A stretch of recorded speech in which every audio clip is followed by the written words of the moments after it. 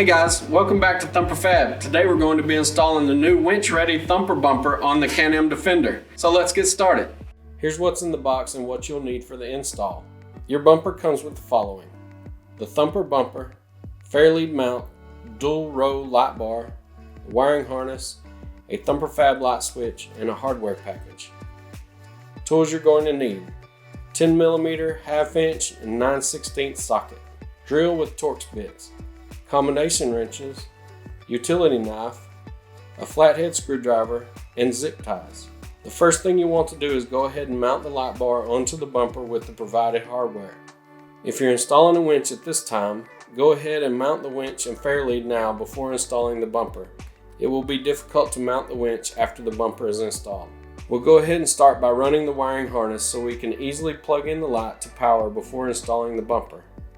Your wiring harness includes a switch, positive and negative power cables, a relay, a 3-wire switch connector array, and a male light connector. Starting in the cab, let's gain access to the area to run the wiring harness. We'll have to remove a few panels in order to access the front center panel. Lift the seats to access the quick release pins and remove the panel under the seat. Now remove the floor center column cover on the passenger side by removing the 3 push pins and pulling out. Using a Torx bit, remove the 8 screws from the front center panel under the dash. Remove the panel. This is the area we'll be working to install the wiring harness. On the switch panel in the front dash, cut out one of the switch blanks with your utility knife and pop in provided switch. Carefully pop out the switch panel to reveal the power terminals and back of the switch. We'll start with the wiring harness here and in this compartment. Attach the negative and positive power cables to the corresponding terminals here. Now install the switch connectors, top to bottom, black, white, blue. Simply zip tie the relay safely in the back of this compartment. Feed the male light power connector down and to the area behind the front panel we removed. There is a circle cut out in the plastic that will enable you to see where you're feeding the wire through and out the front of the cab. From under the wheel well, pull the connector out of the front cab and route it safely out under the front grille. Now plug in the connector to the light in the bumper. After you install the bumper, pull the slack in the wire back into the panel area under the dash and replace the panels. Secure the wire along its route with zip ties to keep it out of the way of any pinch points.